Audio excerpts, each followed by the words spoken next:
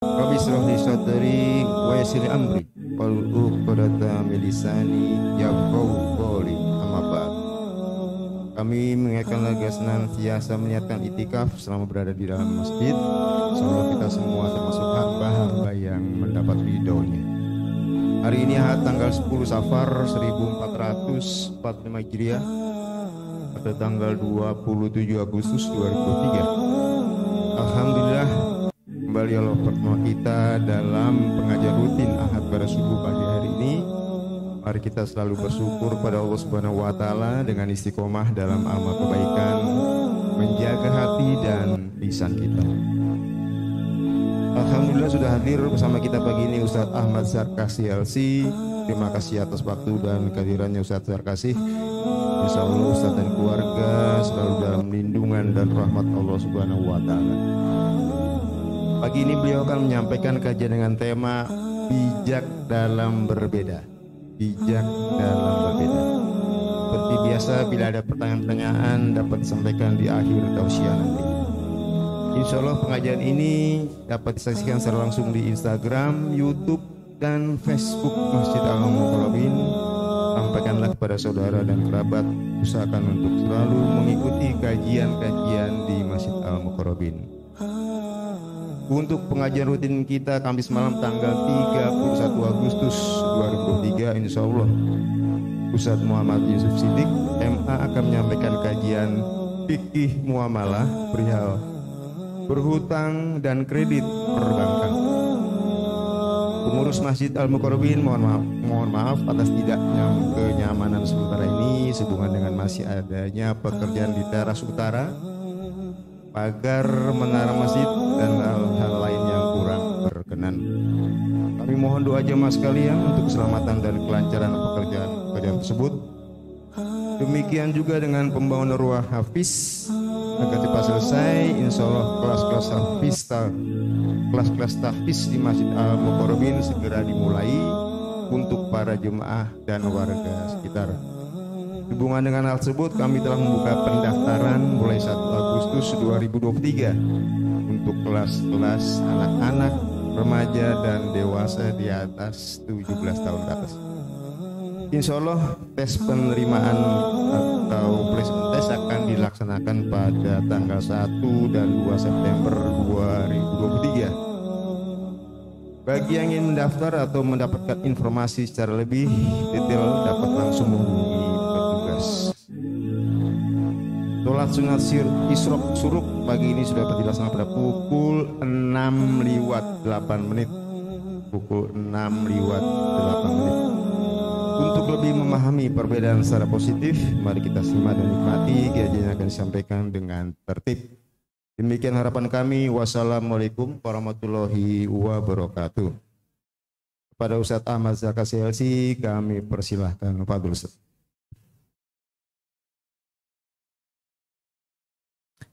Bismillahirrahmanirrahim. Assalamualaikum warahmatullahi wabarakatuh.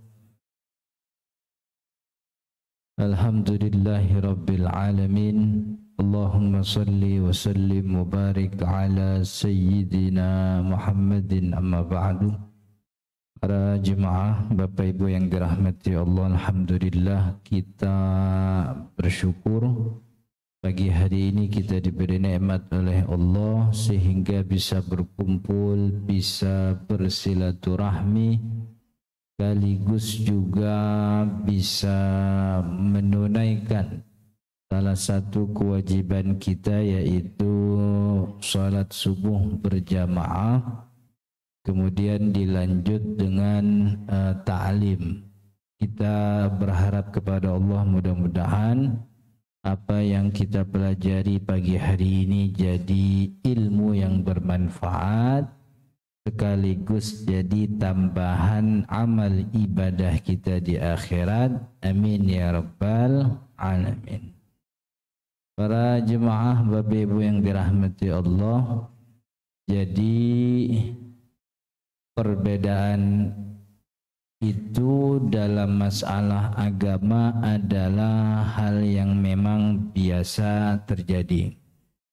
Bahkan sekarang nih perbedaannya dari mulai orang lahir sampai orang dikuburin tuh banyak bedanya tuh kita tuh kan ya. Dari mulai lahir itu kita udah beda. Ini orok diazanin apa kagak kan ya. Ada yang bilang azan kuping kanan, iqomahnya kuping kiri.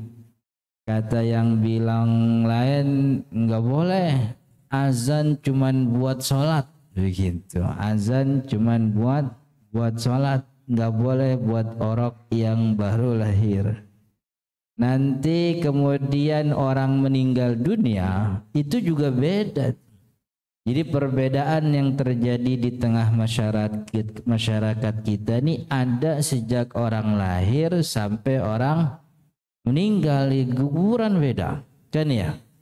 Di kuburan tuh mayit diazanin apa enggak kan ya. Ada yang azanin kuping kanan, kemudian iqamah kuping kiri. Kemudian setelah dikuburin dipendem itu mayit di atas tanah, di bawah tanah. Ada sebahagian kita yang melakukan talqin. Ya.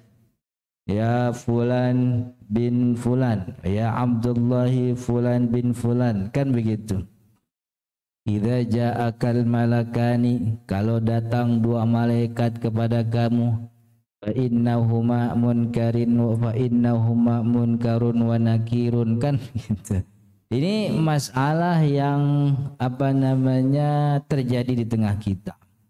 Kita ingat kalau zaman dulu, zaman di mana masih belum semodern sekarang, internet belum terbuka, informasi belum seluas sekarang, tuh mayoritas masyarakat muslim kita itu bermadhab fikihnya Imam Syafi'i kan ya. Hampir setiap majelis ta'lim, wabil khusus ibu-ibu tuh kalau pembukaan pengajian bukanya make sifat 20 ya. Allah wujud, kidam bako, mukhalafatu dilhad, itu dulu zaman masih Soeharto jabat jadi presiden kan. Itu zaman dulu tuh semuanya satu pakem dulu. Saking syafi'inya orang dulu itu kalau habis wudu dia kagak mau deket-deket sama istrinya. Kan ya, karena kalau deket sama istrinya nanti wudunya batal. Jadi suami istri kayak musuh-musuhan tuh habis gitu. Soalnya nggak mau batal kan. Zaman dulu kita juga sepaham semuanya, perempuan haid nggak boleh masuk ke dalam masjid. Zaman dulu kita juga sepakat kalau orang-orang haji, orang umroh itu nyampe bandara King Abdul Aziz, dia qada sholat yang dikerjakan di dalam pesawat.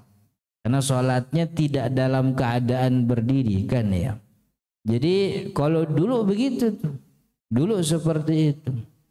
Jadi sholatnya dulu, zaman dulu sholatnya Bismillahirrahmanirrahim itu sebelum Al-Fatihah dikerasin. Tapi sekarang berbeda. Sekarang ini anak-anak kita sudah mulai berkembang ilmunya. Nggak cukup sekolah di Indonesia, beliau sekolah ke luar negeri. Kan ya, banyak anak-anak kita ada di Mesir, ada di Sudan, ada di Oman, ada di mana lagi, Lebanon, ada di Tunisia, bahkan ada yang ke Turki, ada yang ke Jerman, ada yang ke India juga tuh rupanya gitu. Jadi Hyderabad India tuh, jadi banyak sekali. Maka ketika mereka sudah selesai sekolah mereka di sana, kan mereka pulang ke Indonesia. Di Indonesia dia buka majelis, bikin pengajian, lalu diajarkanlah itu kepada masyarakat yang mungkin masyarakat tidak terbiasa dengan apa yang diajarkan. Artinya dulu dia di Baghdad, dulu dia di Hyderabad, dulu dia di Suriah, mungkin punya pemahaman, artinya diajarkan oleh guru-guru yang bermadhab berbeda dengan kebanyakan orang Indonesia. Kalau di Mesir banyak mazhab Imam Abi Hanifah. Apalagi negara yang ini India, Pakistan, itu negara tan tuh kebanyakan Hanafi itu.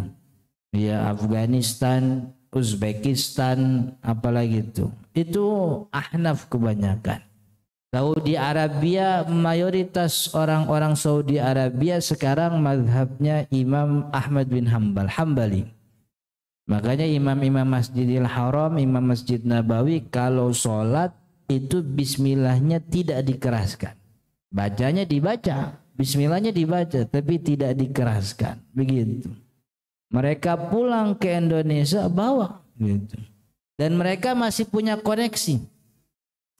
Kadang-kadang punya koneksi akhirnya bilang, "Syekh, di sini lahan dakwahnya sangat baik, terbuka, sangat baik kalau kita buka lembaga pendidikan." Akhirnya muncullah lembaga pendidikan yang investornya dari luar negeri pun kurikulum luar negeri kan banyak tuh kan ya. Ada donaturnya Qatar, semuanya dari Qatar. Yang donaturnya Saudi, semuanya dari Saudi. Lalu diajarkanlah itu kepada masyarakat. Jadi dan ini kemudian perbedaan sudah tidak bisa lagi dihindari gitu. Maka yang perlu dibenahi bukan perbedaannya ditutup. Karena perbedaan artinya anak kita belajar nggak belajar, perbedaan pasti datang. Internet udah kemana-mana kan ya. Apa yang terjadi hari ini di Saudi Arabia kita tahunya bukan di TV, tahunya di kamar kita.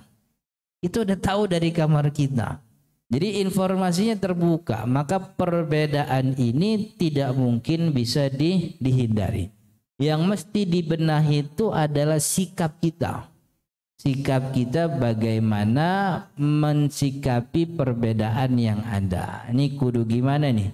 Kudu dikencengin apa dikendorin nih? Ini kalau kencengnya seberapa kenceng nih kan gitu. Kan ya? Jadi ini mesti dipelajari bagaimana para ulama kita mensikapi perbedaan. Jadi kalau bagaimana mensikapi perbedaan, ulama kita udah ngajarin. Karena yang namanya perbedaan itu bukan soal beda negara, tapi memang sumber syariatnya memberikan peluang untuk berbeda. Banyak kalimat-kalimat di dalam Al-Quran, banyak kalimat dalam hadis Nabi Muhammad SAW itu yang mengandung maknanya berlebih. Jadi satu kata maknanya bisa dua, bisa tiga. Yang itu kemudian muncul ijtihad.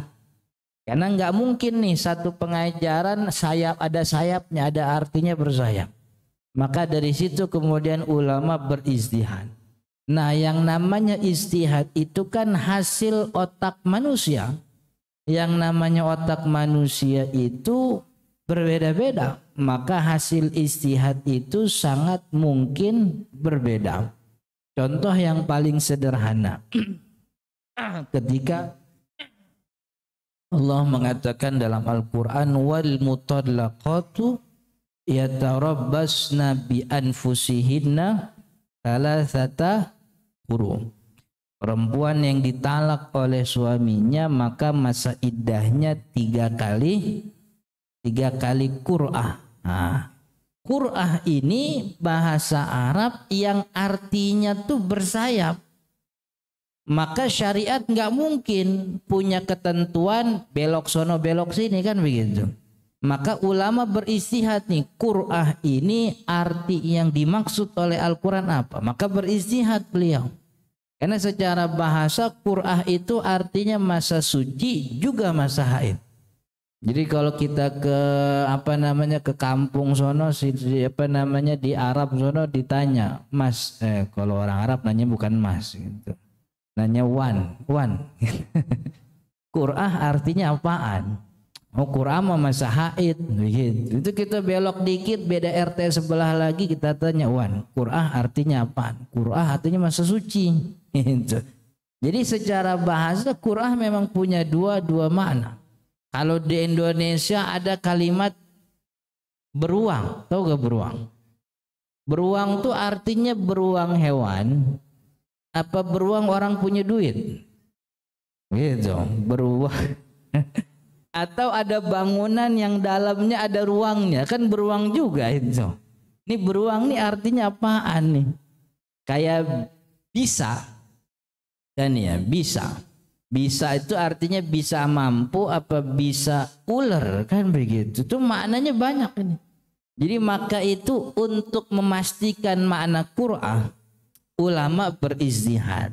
Jadi fungsi ulama memang ada di situ menjelaskan apa yang tidak jelas bagi kebanyakan masyarakat muslim dari Al-Qur'an. Maka muncullah ijtihad. Jadi ijtihad muncul tuh bukan gue pengen nih ijtihad nih, gue bikin masuk, nggak, bukan begitu. Jadi ijtihad tuh muncul karena teks syariat memberi peluang untuk berijtihad. Apa-apa yang tidak diberi peluang untuk berijtihad, ulama kagak bakal capek-capek ijtihad. Gitu.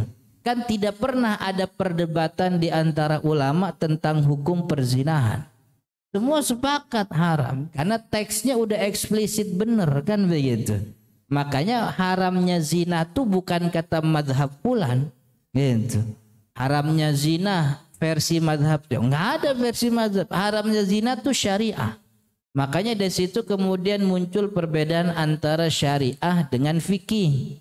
Syariah itu diidentikan dengan masalah yang satu pakem. Karena teks syariat tidak memberikan peluang untuk berbeda.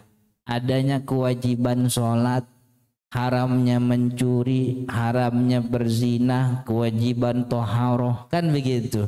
Kemudian kewajiban mandi janabah bagi orang yang jadi untuk dikatakan sholat 5 waktu wajib, ya syariat yang bilang. Tidak bisa dikatakan sholat 5 waktu itu wajib kata mazhab fulan, nggak boleh begitu. Karena ini masalah yang tidak diberi peluang untuk berbeda. Syariatnya udah pakem, dikunci gitu. Itu yang kalau dalam ilmu usul namanya qat'iyat. Masalah qat'i, masalah qat' itu masalah putus. Udah diputusin sama syariat, jangan ribut lagi, qat'iyat. Tapi ada masalah namanya dhanniyat. Masalah duga, kalau Indonesianya duga-duga. Cuman kagak enak kalau ngomong duga-duga. Dhanniyat itu masalah yang syariat memberi peluang adanya perbedaan. Karena teksnya mengandung makna berlebih atau ada teks lain yang sama-sama sahih tapi punya isi kandungan yang berbeda. Contoh sederhana. Dulu kita Nabi Muhammad SAW punya sabda dan hampir semua kita hafal. Bahkan anak saya yang waktu PAUD udah diajarin. Katanya dia kalau kalau di rumah tuh diajarin disuruh minum, dia bilang langsung la yashrabanna ahadukum qa'ima, kata gitu. Tidak boleh di antara kalian minum dalam berdiri. Habis itu dia baru duduk tuh gitu. Itu anak rada ribet, tibang minum dong pakai hadis tuh gitu. Mau minum dah gitu. Jadi diajarin sama gurunya kalau mau minum tuh la yashrabanna ahadun minkum qa'ima gitu, duduk. Tapi satu waktu ternyata kita dapati riwayat bahwa saya lupa riwayat siapa perawinya, Sayyidina Ibnu Abbas atau Sayyidina Anas. Beliau mengatakan saqaitu ma'az zamzam li Rasulillah fasyaribahu qa'ima. Dulu saya pernah nuangin air zam-zam buat Nabi Muhammad sallallahu alaihi wasallam, fasyaribahu qa'ima, Nabi Muhammad minum dalam keadaan berdiri. Itu yang membuat masalah jadi dhanni. Ada 2 teks syariat yang kandungannya berbeda, kan ya. Dulu Nabi Muhammad SAW juga pernah mengatakan jangan ada hadis Nabi Muhammad SAW, jangan mandi sisa pasangan kalian. Jadi kalau berhubungan badan kemudian mandi, jangan mandi dari sisa atau dari bekas mandi pasangan kalian. Tapi satu riwayat dikatakan Nabi Muhammad SAW mandi bersama Sayyidah Aisyah radhiyallahu anha. Kan kalau mandi bareng berarti kan ada sisa yang kepake juga kan begitu. Maka ini yang membuat masalahnya jadi ada goni. Memang syariatnya memberi peluang. Nggak usah jauh-jauh ke Al-Quran surat apa sekian ayat berapa sekian. Buka Al-Quran ayat pertama aja. Kita buka ayat pertama langsung ketemu ayat yang bunyinya Bismillahirrahmanirrahim.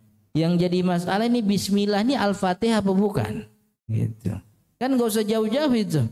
Jadi memang ada teks yang memberi peluang oleh syariat. Oleh syariat beri peluang untuk berbeda. Tentu banyak hikmahnya. Banyak hikmahnya. Tapi ada teks yang tidak memberi peluang untuk ijtihad. Maka pada teks yang diberi peluang untuk ijtihad inilah kemudian muncul ijtihad ulama, akhirnya jadi berbeda. Maka kaidah pertama untuk dalam bijak berbeda, ada kaidah ulama namanya layan kudul ijtihad al-ijtihad. Ijtihad ulama yang satu tidak membatalkan ijtihad ulama yang lain. Enggak karena Imam Ahmad bilangnya haram, kemudian ijtihad Imam Syafi'i dibilang salah. Enggak gara-gara Imam Syafi'i ijtihad bilangnya sunnah, kemudian apa yang diijtihadkan oleh Imam Malik jadi salah. Enggak gara-gara Imam Malik berijtihad bilangnya wajib, apa yang diijtihadkan oleh Imam Abi Hanifah jadi enggak. Itu kaidah yang pertama. Selama teks syariat memberi peluang untuk berbeda, terbuka pintu ijtihad, maka orang tentu dengan kualifikasi tertentu. Kalau 4 imam ini kan memang 4 imam yang sebenarnya bukan 4 imam, ada lebih dari 4 imam. Cuman yang terkodifikasi secara rapih sampai saat ini ya 4 imam ini. Artinya selama syariat memberi peluang untuk berbeda, tidak boleh ada yang bilang Imam Syafi'i salah tuh, yang benar nggak boleh begitu. Karena kaidah yang pertama ijtihad tidak bisa dibatalkan dengan ijtihad. Jadi masing-masing mengamalkan ijtihad dan memang itu kewajiban ulama. Apa namanya ala basirah kan begitu. Harus menjalankan syariat sesuai dengan basirah, sesuai dengan ilmu yang diberikan oleh Allah, dan Allah memberikan ilham kepada beliau untuk berijtihad, lalu lahirlah hukum kan begitu. Kata Imam Syafi'i, sholat subuh pakai kunut, kunut itu sunnah. Nah maka ijtihad sunnahnya kunut dalam sholat subuh bagi Imam Syafi'i tidak bisa dibatalkan oleh ijtihadnya Imam Ahmad yang sejak dulu mengatakan kunut itu makruh atau dikatakan khilaful aula begitu. Tapi ijtihadnya Imam Syafi'i yang bilang kunut subuh sunnah juga tidak bisa membatalkan ijtihadnya Imam Abi Hanifah yang mengatakan bahwa kunut itu bukan kesunahan, bahkan dalam riwayat mengatakan bid'ah. Kan ya? Artinya masing-masing, jadi ijtihad ini nggak boleh dibentur-benturin. Nggak boleh. Apalagi modelan kita kan begitu. Yang bahasa Arab kagak ngerti, ngertinya cuman akhi ukhti, anak anta, assalamualaikum doang kan begitu. So-soan mau banding-banding nggak boleh gitu. Jadi diterima aja jalurnya dari mana.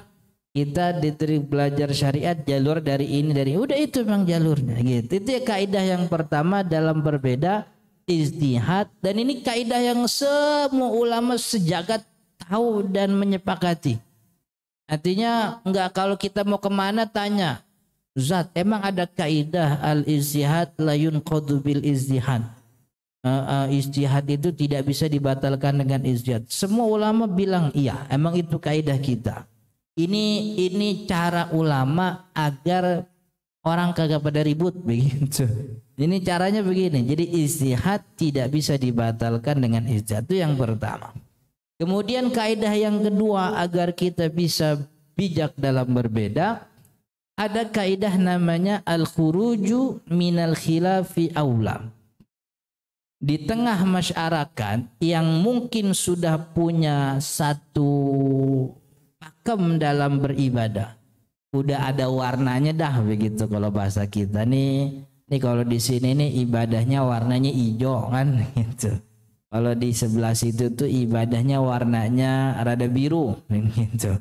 Yang sono no rada merah no begitu. Ada tanduknya lagi, Ban. Gitu. Jadi di tengah masyarakat yang sudah punya warna beribadah, kaidahnya al-khuruju minal khilafi aula. Berbeda, keluar dari perbedaan itu lebih utama. Jadi kalau bisa jangan beda. Selama kita tinggal di tengah masyarakat yang sudah punya warna ibadah tertentu, jangan beda. Kalaupun mau beda, pastikan tidak menimbulkan fitnah. Gimana Ustaz? Contoh, dulu di zaman Imam Sayyidina Utsman bin Affan menjabat sebagai khalifah, ada ulama namanya Sayyidina Ibnu Mas'ud, sahabat Nabi juga. Sayyidina Ibnu Mas'ud radhiyallahu anhu kan termasuk beliau anak kecil waktu sahabat Nabi Muhammad hidup, beliau kan kecil. Kemudian ketika Sayyidina Utsman menjabat sebagai khalifah, Sayyidina Ibnu Mas'ud ini udah ibaratnya syekh begitu. Orang tuh kan kalau beragama ngikutin ustadz apa ngikutin presiden tuh? Ngikutin ustadz kan ya? Enggak. Iya nggak ada, makanya nggak ada mazhab Soekarno tuh Panji Gumilang doang yang bikin-bikin. Jadi orang ngikutin ustadz. Ini Sayyidina Ibnu Mas'ud ini ibaratnya ustadznya. Satu waktu ini semua tahu, Ibnu Mas'ud bilang orang musafir itu afdolnya sholat 2 rakaat di qashar, di jamaah dan di qashar. Tapi waktu itu dengan alasan tertentu Sayyidina Utsman bin Affan tuh punya pandangan yang berbeda. Utsman bin Affan itu punya pandangan bahwa musafir sholatnya tetap 4 rakaat. Saya nulis buku soal ini, judulnya sama tuh, Bijak dalam Berbeda. Ini riwayatnya masyhur. Kemudian satu waktu Sayyidina Utsman bin Affan melakukan perjalanan haji Mekah Madinah. Jauh dari mulai Madinah ke Mekah itu berapa kilo? 400 sekian kilometer kan ya, dari sini ke Malang ya, Semarang. Iya jauh itu. Cuman kalau perjalanannya emang ini seharian kan ya, dari mulai pagi sampai sore. Enaknya kalau Mekah Madinah tuh nggak ada pasar tumpah, jadi jalan lancar terus. Kalau di sini kan pasar tumpah, lampu merah, pintu tol gitu, banyak banget. Jadi ketika perjalanan panjang itu mereka berhenti di tengah tempat untuk melakukan sholat. Orang kan udah punya pegangan, kita ini diajarin sama Ibnu Mas'ud kalau musafir 2 rakaat. Cuman karena Khalifah Utsman bin Affan ikut dan beliau pemimpin, maka beliaulah yang jadi imam. Utsman bin Affan jadi imam, dan ketika beliau jadi imam sholatnya 4 rakaat. Beliau tidak memandang adanya kesunahan, tapi dengan alasan tertentu ya saya lupa riwayatnya. Dengan alasan tertentu beliau sholat 4 rakaat untuk musafir. Setelah sholat 4 rakaat, orang-orang ngedeketin Sayyidina Ibnu Mas'ud. Ibnu Mas'ud ditanyain, gimana imam? Ini sholat kita kan mestinya 2 rakaat. Kita kan musafir. Jauh perjalanan kita. Tapi kita nggak ngambil afdolnya, nggak ngambil 2 rakaat. Kata Sayyidina Ibnu Mas'ud, al-khilafu syarrun. Berbeda di tengah komunitas yang sudah satu pakem ini keburukan. Maksudnya gimana nih? Kita kalau maksain pakai pendapat sholat 2 rakaat, terus kita bikin jemaah sendiri di dalam jamaahnya Utsman bin Affan gitu. Kira-kira bagus apa enggak? Jadi bikin jemaah tandingan ini gitu. Kan ya? Jemaah tandingan enggak bagus itu. Akhirnya jemaah terpecah. Kalau udah terpecah udah dah, enggak pada mau teman-temanan. Akhirnya yang udah misa bikin jumatan sendiri. Nah, kan gitu. Yang udah begitu itu. Ini saya dapat cerita ada masjid, ada musola yang awalnya kalau jumatan ke sini Ustaz. Cuman karena waktu itu karena dia milihnya A, kita milihnya B, dia rada kurang enak itu. Akhirnya dia misa sendiri, bikin jumatan sendiri. Kan ya? Itu kan orang kita ini belum cakap dalam berbeda. Negaranya demokrasi. tapi memanage perbedaan tuh masih kurang pinter begitu. Pokoknya kalau beda misah gitu. Yang satu kunut, yang satu enggak kunut, bikin masjid baru kan begitu. Jadi Utsman bin Affan sholat 4 rakaat. Ibnu Mas'ud bilang, udah enggak apa-apa, sholatnya tetap sah. Gitu. Ini apa ya bahasanya? Ini kan harga diri ulama sebenarnya. Harga diri ulama. Di tengah masyarakat yang banyak mengikuti, tapi dia tunduk sama Utsman bin Affan. Padahal kalau dia berbicara, karena dia layak berbicara sebab ini urusan agama. Utsman bin Affan bilang, Utsman, kita sholatnya 2 rakaat. Kan begitu. Tapi enggak tuh. Ini daripada nanti macam-macam, jadi selama bukan kemaksiatan yang jadi kebiasaan masyarakat, ikutin. 4 rakaat bukan maksiat. 4 rakaat cuman kurang afdol aja, tapi sholatnya sah. Selama yang terjadi di masyarakat ini bukan maksiat, ikutin. Jadi kebiasaan di tengah masyarakat yang udah ada jangan sampai berjadi masalah gara-gara beda dikit aja. Kebiasaan di sini Ustadz, ini jenazah sebelum dimandiin, sebelum dikafanin kan disemayamkan dulu. Itu banyak yang datang ngaji di samping jenazah Ustadz. Gitu. Nggak apa-apa, ikutin aja. Ikutin karena ngaji samping jenazah bukan maksiat. Maksiat itu ngobrol depan rumah duka, ketawa ketiwi, nyumbang kagak, tuh yang maksiat tuh. Ada gak yang begitu di sini? Kan ya. Ini kalau rumah duka nih nongkrong banyak depan, nongkrong ketawa ketiwi ngobrol begitu. Saya lihat ke dalam kagak ada yang ngaji, ini siapa yang ngajarin gitu. Itu daripada ngobrol tuh ngaji gitu. Ini lebih bermanfaat dibanding dia ngobrol. Mana baskom kagak dimasukin apa-apa, dengan mestinya dimasukin duit itu kan ya. Nggak masukin toto ngobrol, ngerokok minta lagi. Mana korek orang dibawa pulang kagak dibalikin. Itu. Jadi selama yang terjadi di masyarakat bukan kemaksiatan, ikutin. Itu yang pertama. Jadi saya juga dulu punya teman. Lulusan saya. Saya kan bukan di luar negeri, tapi kampus kita kampus Arab Saudi. Ini kan kebanyakan orang Saudi itu Hambali, yang mengatakan bersentuhan dengan lawan jenis itu nggak batal wudunya, nggak batal. Karena bersentuhan yang batalkan wudu dalam Hambali itu yang berbarengan dengan syahwat. Artinya kalau bersentuhan tok tanpa ada syahwat nggak batal. Kalau kita Syafi'i batal. Saya bilangnya batal karena dari dulu emang ngajinya Syafi'i begitu. Ini satu waktu beliau dapat tugas di masjid. Bukan tugas, jadi memang penugasan yang cukup lama. Karena cukup lama penugasan, beliau tuh dikasih rumah, disuruh nempatin gitu di dekat masjid. Kan yang namanya ustadz itu dikasih rumahnya ya dekat masjid. Ketika datang waktu sholat begitu ya, kemudian ustadznya keluar untuk menuju ke masjid. Orang yang mau ke masjid mau sholat juga kan ngelihat karena rumahnya memang dekat dengan masjid. Nggak tahu kenapa itu ustadz dia cipika-cipiki depan rumah sama bininya, gitu. Ngikutin Nabi Sallallahu Alaihi Wasallam. Karena kan dulu Nabi Muhammad qabbala ba'du azwajihi kan gitu. Nabi Muhammad cium sebahagian istrinya sebelum beliau berangkat sholat ke masjid. Jadi dia cium tangan cipika-cipiki gitu. Jemaah yang lewat ngeliatin ustadz. Romantis bener. Mau pergi sholat jemaah kayak mau pergi jihad gitu. Cium tangan pulang balik. Orang kan ngeliatin tuh nih ustadz abis cipika-cipiki. Mestinya pas nyampe masjid tuh dia wudhu dulu. Mestinya begitu. Orang kita kan pahamnya gitu. Tapi ternyata ini ustadz abis dari rumah cipika-cipiki masuk masjid langsung sholat sunnah. Orang ngeliatin. Wah ini ustadz beda aliran sama gua. Nah, gitu. Masa abis cipika-cipiki gak wudhu? Kan batal ini wudhunya. Akhirnya waktu itu jemaah berkurang karena beberapa ada yang pulang gitu. Ini kalau nyari yang salah rada bingung juga nih gitu. Ustadznya kan kagak salah, emang begitu yang dia pahami sesuai dengan pemahaman mazhab Imam Ahmad bin Hambal. Masyarakat juga nggak salah-salah juga, soalnya emang begitu yang dia paham kan ya.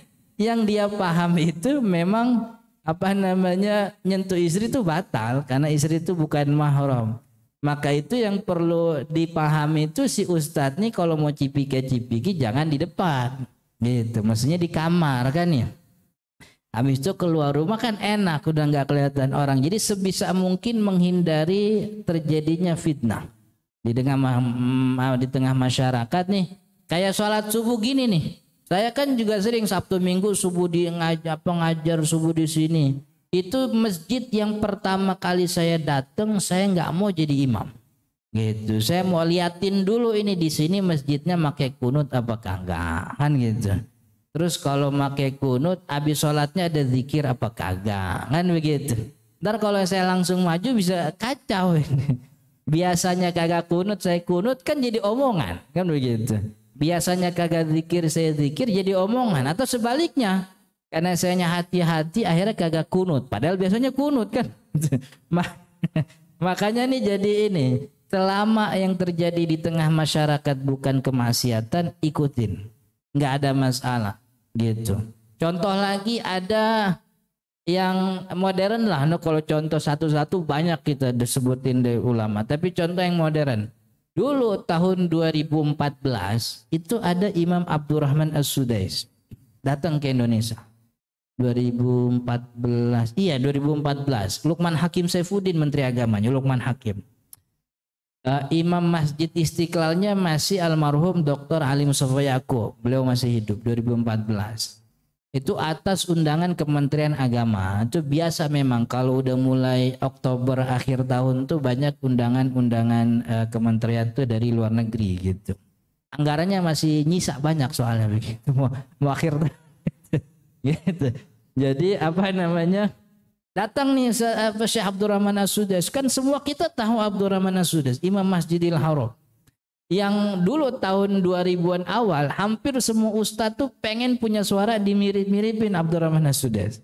Ya makanya belajar dibindeng-bindengin kan, senang kan gitu, Abdurrahman senang Rahman kan gitu, jadi enak begitu. Satu waktu hari Jumat itu tanggal berapa saya lupa, 2014 bulan Oktober tuh hari Jumat beliau kedapatan jadwalnya di Istiqlal. Jadi safari dakwah atas acara Kementerian Agama, lalu sampailah kemudian hari Jumat di Istiqlal. Khatibnya khatib Istiqlal, khatib orang Indonesia begitu, tapi imamnya kemudian beliau yang ditunjuk jadi imam. Ini Abdurrahman As-Sudais kan tidak pernah sekalipun dalam hidupnya ngimamin jamaah itu mengeraskan bacaan bismillah. Ya kan, di Masjidil Haram nggak pernah kita dengar imam tuh tahu-tahu baca bismillah dikeraskan, enggak. Jadi langsung alhamdulillahirabbil alamin gitu. Jadi Imam Abdurrahman As-Sudais ternyata ketika jadi imam di Masjid Istiqlal salat Jumat, beliau mengeraskan bismillahnya. Ngerasin, benar-benar ngerasin begitu. Dia dikeraskan dengan irama yang semua kita hafal itu. Itu beliau mengeraskan bismillah. Sekelas Imam Abdurrahman Az-Sudais, seandainya pun kalau beliau tidak mengeraskan bismillah, saya yakin kagak ada yang marah tuh. Saya yakin gak ada yang marah begitu. Cuman dia ngerti, gue di Indonesia, orang sini Syafi'i, ini masjidnya orang Indonesia, di belakang banyak guru-guru Syafi'i, mestinya hormat dong kan gitu. Karena ini Syafi'i maka bismillahnya dikerasin dah gitu. Ntar kalau kagak dikerasin bismillahnya takutnya gue kagak dibeliin tiket pulang, kan bahaya juga ini kan gitu. Jadi ini bentuk penghormatan. Jadi dia tahu.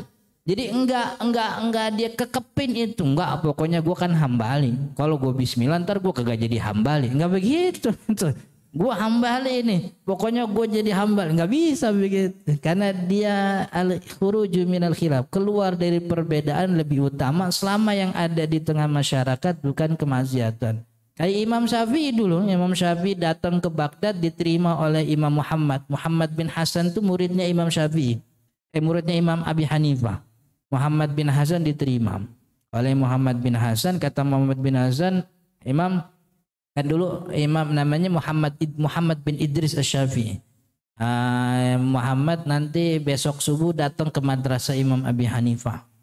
Buat apa? Buat ngajar lah. Jadwal aneh kasih ente begitu, bahasanya begitu. Sampai ke madrasah Imam Abi Hanifah sekalian jadi imam. Gitu. Orang kan murid-muridnya udah ketahuan, wah Ini Muhammad bin Idris yang dari Madinah itu kan? Iya. Waduh, yang kunutan itu, iya kunutan kan nggak boleh kan? Orang Hanafi kunutan kagak ada, kagak boleh ini.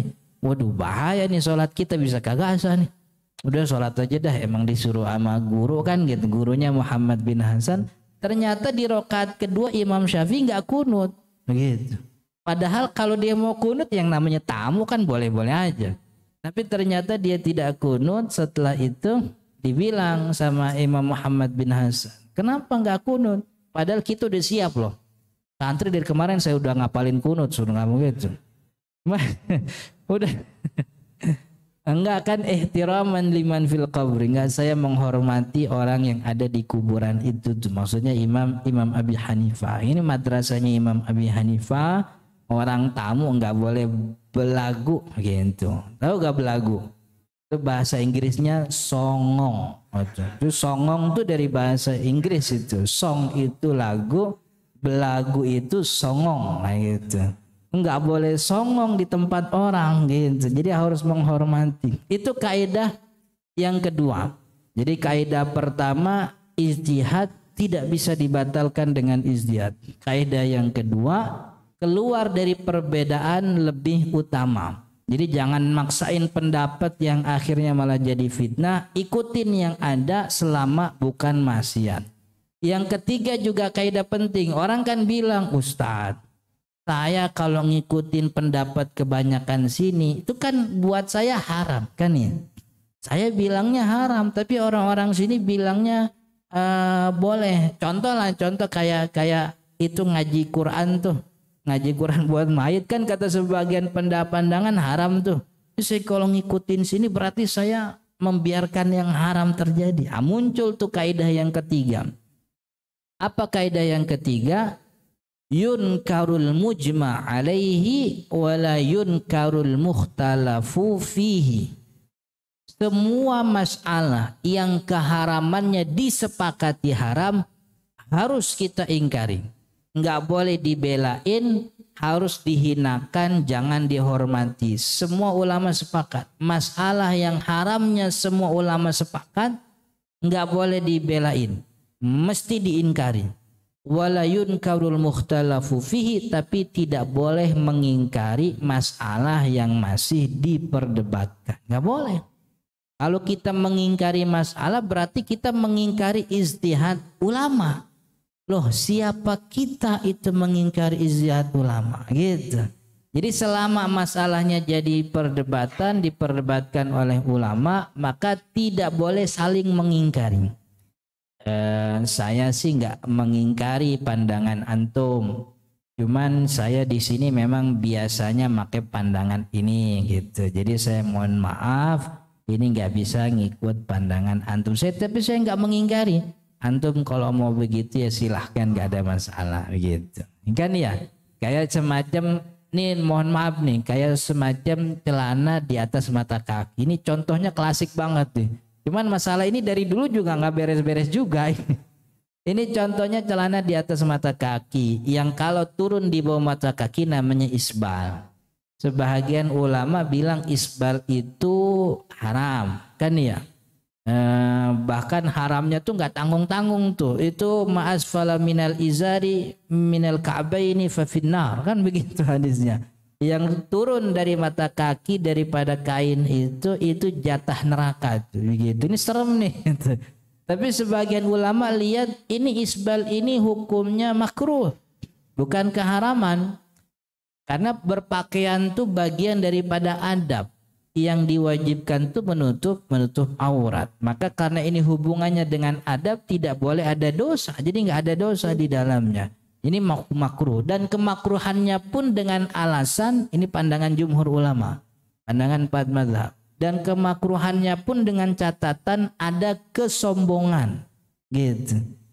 Kan karena dulu Sayyidina Abu Bakar juga ngadu sama Nabi Muhammad SAW. Abu Bakar ngadu, ya Rasul, itu benar celah kain di bawah mata kaki neraka.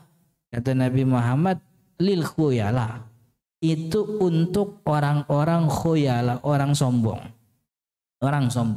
Jadi dulu kalau saya yang dapat versi asbabul wurudnya, Sebab zaman dulu itu ada perbedaan pakaian antara orang merdeka dan budak. Merdeka dan budak. Budak itu identiknya pakaiannya tidak boleh di atas mata kaki. Tidak boleh di atas, tidak boleh di bawah mata kaki. Jadi budak tuh di atas mata kaki. Merdeka, orang merdeka tuh di bawah mata kaki. Jadi di kelas sosial nih di jalanan orang tahu mana budak, mana merdeka dari pakaiannya. Nah, sebab ada perbedaan sosial itulah kemudian muncul orang-orang yang belagu gitu. Orang-orang songong tadi begitu. Oh, budak lo minggir loh gitu. Tuh ketahuan tuh celananya di atas budak loh gitu. Jadi ini menjadi pada sengak nih orang nih. Jadi mulai sombong nih. Kayak di kita tuh kan ada, nggak tahu ya sekarang. Dulu ada mobil namanya LCGC, Lower Cost Green Car. Itu murah itu. Ya, apa Serauk dapat 10 kan gitu. Kayak Ayla, Kailia begitu.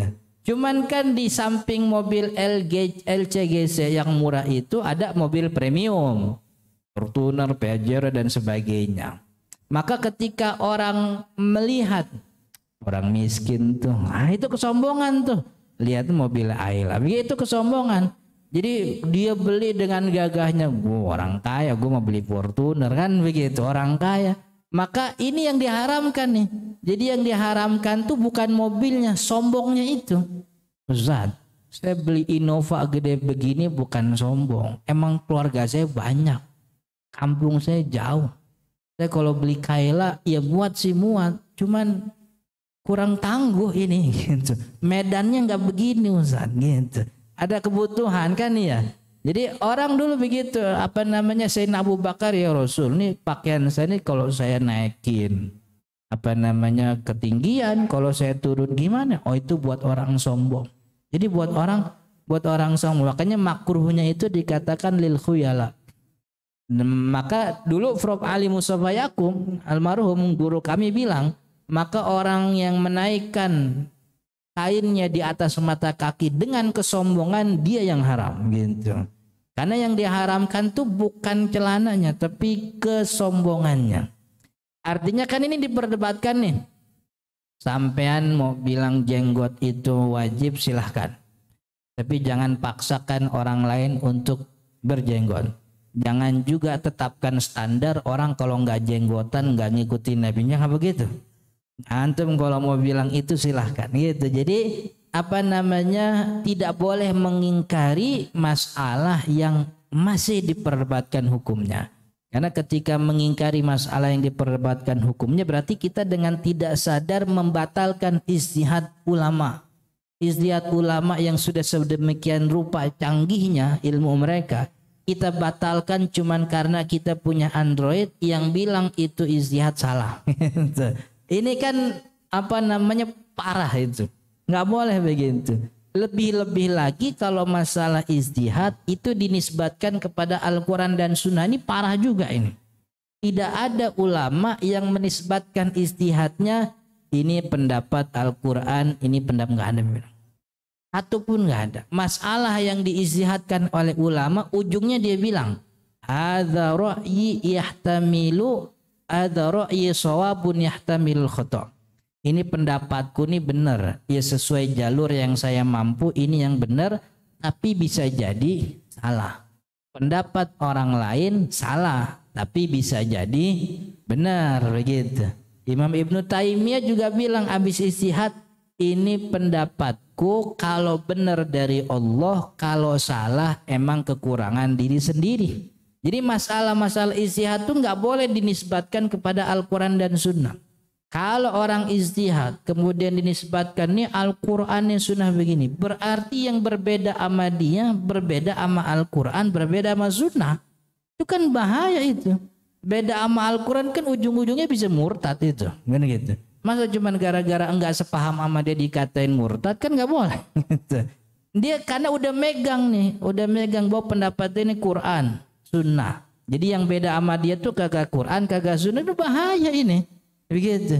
Padahal itu ijtihad hasil otaknya dia. Kalau dia menisbatkan kepada Al-Quran dan Sunnah, berarti dia menisbatkan kekurangan kepada Allah. Al-Quran Allah dia menisbatkan otaknya bahwa ini otak Al-Quran. Berarti dia menisbatkan kekurangan kepada itu zalim namanya. Menisbatkan otak dia kepada Allah. Ini perkataan dia tapi bilang ini sesuai sunnah. Padahal nih sunnahnya nggak begitu-gitu amat begitu. Maka berarti dia menisbatkan kekurangan kepada Nabi Muhammad SAW. Padahal tidak ada satupun ulama yang membolehkan kita untuk berkeyakinan ada sifat kurang dari Nabi Muhammad SAW. Kita punya keyakinan Ahlus Sunnah, tidak ada manusia yang lebih baik, tidak ada manusia yang lebih baik daripada Nabi Muhammad SAW. Maka pandangan kita itu, pandangan ulama antum tuh jangan dinisbatkan ini Al-Quran, ini Sunnah, nggak boleh. Selama masalahnya memang masih diperdebatkan. Bilang aja, ijtihad Imam A bilangnya haram, ijtihad Imam B bilangnya halal. Saya belajar sama ulama yang ngikutin ijtihad Imam B gitu. Jadi saya bilangnya ini halal. Tapi saya tidak mengingkari kalau ada yang bilang haram. Saya mohon maaf kalau ini terjadi mengerjakan sehingga mengganggu yang bilangnya haram, tapi saya sama sekali tidak mengingkari gitu. Kan enak itu begitu. Jadi tinggal bahasanya aja. Saya sih ngikutin pandangan ini gitu. Itu kaidah yang ketiga, bahwa yunkarul mujma alaihi wala yunkarul mukhtalafu fi. Wajib kita ingkari yang memang keharamannya diperdebatkan. Judi haram, nggak usah diperselisihkan, perangi judi kan begitu. Ini zina haram, nggak usah didiskusin lagi. Tapi masalah yang masih diperdebatkan hukumnya tidak boleh saling mengingkari. Zakat profesi ini kan diperdebatkan. Contoh sederhana zakat profesi, ada yang bayar zakat profesi, ada yang bilang enggak. Nggak bisa kita bilang oh dosa lu nggak bayar zakat profesi, enggak. Karena kewajiban zakat profesi masih diperdebatkan. Tapi zakat emas kewajibannya disepakati semuanya. Maka orang kita bisa bilang lu kalau nggak zakat emas dosa lu. Emas lu udah memenuhi syarat, udah lewat satu lu nggak zakat dosa. Itu bisa kita bilang begitu. Karena zakat emas semuanya disepakati. Kaidah yang keempat nih terakhir.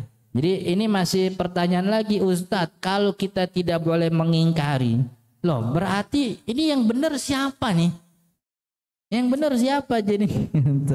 Ini kaidah yang keempat, al-haqqu wahidun indallahi walakin la yata'ayyan.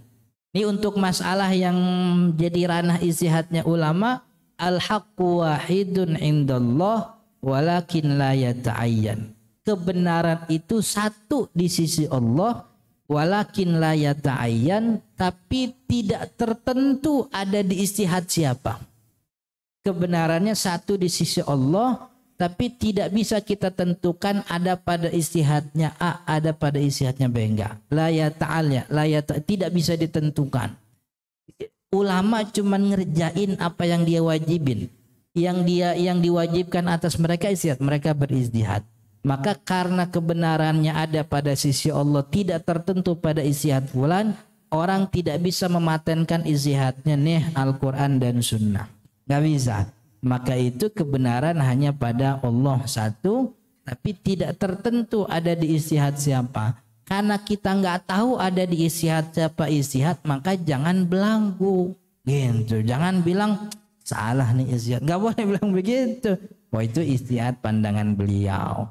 Tapi pandangan guru kami yang selama ini kita ngaji sama beliau, dan beliau kalau ngaji pakai kitab ini pandangannya begitu, kan enak itu urusan gitu.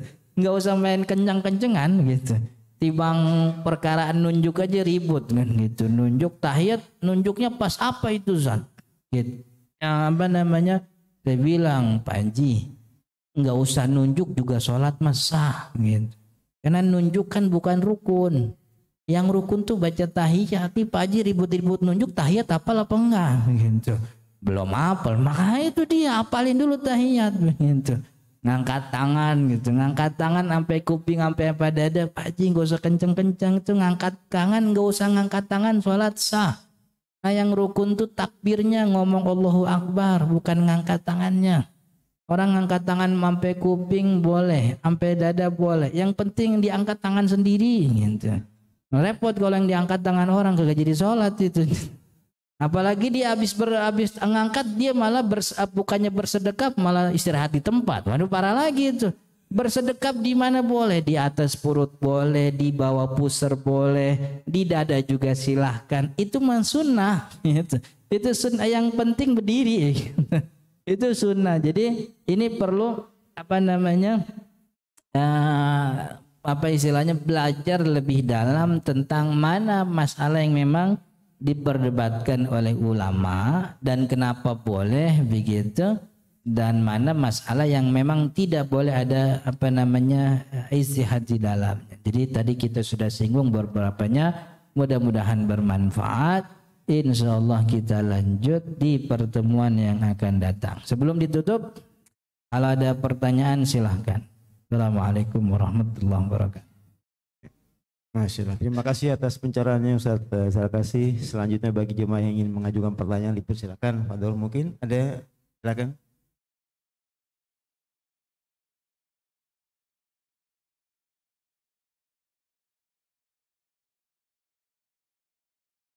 Assalamualaikum warahmatullahi wabarakatuh. Saya mau nanya masalah mazhab Pak ya. Apakah kita itu harus mengikuti salah satu mazhab, apa boleh berpindah-pindah mazhab? Terima kasih. Ya, mazhab itu secara bahasa artinya jalan. Mazhab itu jalan gitu. Ada yang kalau ke Bogor tuh mazhabnya tol Jagorawi. Ada yang kalau ke Bogor tuh mazhabnya jalan raya Bogor tuh sampai Cibinong tuh. Itu mazhab orang-orang motor tuh. Karena tol Jagorawi nggak boleh masuk dia gitu. Itu namanya mazhab tuh. Secara bahasa mazhab itu jalan. Tapi secara istilah yang disebut mazhab adalah metodologi serta kumpulan ijtihad dari salah satu imam mazhab, dari salah satu imam yang diakui itu 4 imam dalam masalah-masalah fikih gitu. Jadi mazhab itu adalah metodologi dan kumpulan ijtihad dari imam. Metodologi itu maksudnya cara mereka berijtihad gitu. Cara mereka berijtihad dan ijtihadnya itu juga dikatakan sebagai mazhab. Jadi mazhabnya Imam Asy-Syafi'i mendahulukan hadis daripada Ahlul Madinah, pekerjaan ahli Madinah. Mazhabnya Imam Malik mendahulukan pekerjaan ahli Madinah dibanding sunnah ahad gitu, hadis ahad. Nanti ada penjelasannya kapan waktu. Tapi itu mazhab, metodologi dan kumpulan ijtihad dari imam yang diakui dalam masalah fikih itu mazhab. Jadi makanya apakah kita harus bermazhab? Bukannya harus, karena kita tidak mungkin tidak bermazhab. Karena kan kalau nggak pakai jalan kan berarti kita langsung ngambil Al-Quran sama Sunnah. Kira-kira bisa apa enggak tuh? Jadi secara tidak sadar tuh kita memang tidak lepas dari mazhab. Selalu bermazhab. Apa yang kita ambil itu pasti sudah difatwakan oleh para imam mazhab. Nah, cuman memang di tengah masyarakat muslim kita ini ada 3 kelompok muslim. Pertama ada mujtahid, yang kedua ada muqallid, yang ketiga ada awam. Ini penting nih. Pertama ini mujtahid. Mujtahid itu 4 orang itu, Imam Syafi'i, Imam Ahmad, Imam Anas, Imam Malik bin Anas dan juga Imam Abi Hanifah, Nu'man bin Thabit. Ini 4 orang ini kategorinya mujtahid. Maka orang ini tidak boleh ngikut orang. Orang ini ijtihad sendiri daripada Al-Quran dan Sunnah begitu. Ini mujtahid. Yang kedua ada muqallid. Muqallid itu orang yang mengikuti mazhab. Orang yang sudah mengerti kaidah-kaidah mazhab, orang yang mempelajari paten dari mulai kecil, dia masuk perguruan tinggi terus matur madrasah mengikuti satu mazhab tertentu, namanya muqallid. Dia pelajari itu kaidah-kaidah mazhab dari mulai usul fikihnya, kaidahnya. Maka orang ini wajib mengikuti mazhab yang dia di mana dia pelajari begitu. Dia keluar daripada madhab tentu dengan hajat dan alasan. Boleh-boleh aja. Nah yang ketiga ada awam. Awam nih suruh ngikutin madhab dia kagak ngerti begitu. Maka madhabnya awam nih adalah gurunya. Selama diajarinnya begitu, itu madhab dia. Jadi kalau mustahid madhabnya sendiri, muqallid madhabnya madhab imamnya, awam nih madhabnya gurunya. Siapa aja. Jadi maka bukan tidak mungkin orang awam mengerjakan satu ibadah yang di situ nyampur tuh. Ada pandangan Hanafi, ada pandangan gitu. Gitu. Jadi dia apa namanya nyampur-nyampur emang begitu. Palanya kagak mau semua diusap. Palanya cukup sebagian ngikutin Syafi'i. Tapi kalau nyentuh istri kagak mau batal gitu. Ngikutin Hambali, nyampur-nyampur. Kok begitu Pak Haji? Lah saya begini diajarinnya Pak Ustadz. Loh mau salahin siapa kalau kayak gitu? Kan gitu. Ini namanya awam. Itu sah begitu. Sah. Namanya juga awam. Yang penting ibadahnya ada sandarannya. Pak Haji kok begitu? Iya kemarin ngaji sama Ustadz Fulan di Masjid Al-Muqarrabin begitu. Nah, beres rasanya begitu. Jadi ada tiga tuh, ada mustahid, ada muqallid, ada awam. Awam ini madhabnya adalah gurunya. Gurunya siapa? Ya guru siapa aja dia ketemu ngaji di mana kata Ustadz sholat begini dia ikutin. Nanti ketemu di sana katanya wudhu begini dia ikutin. Ternyata setelah dicek itu kalau di screening tuh ibadahnya tuh warnanya tuh merah, kuning, hijau, biru, ungu gitu. Nggak apa-apa namanya juga awam. Jadi kalau awam tuh memang madhabnya adalah gurunya. Dan Al-Quran kan nggak pernah ngewajibin kita ngikutin fulan, nggak. Al-Quran mewajibkan kita mengikuti apa yang disebutkan dalam Al-Quran.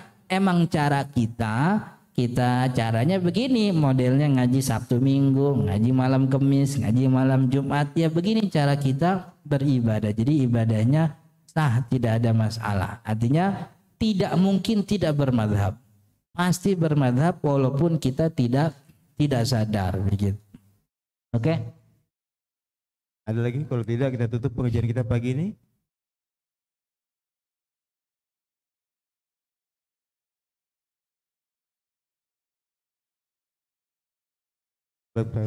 Tutup pengajian kita pagi ini. Terima kasih Pak Ustadz atas segala pencerahannya. Insya Allah manfaat untuk kita semua.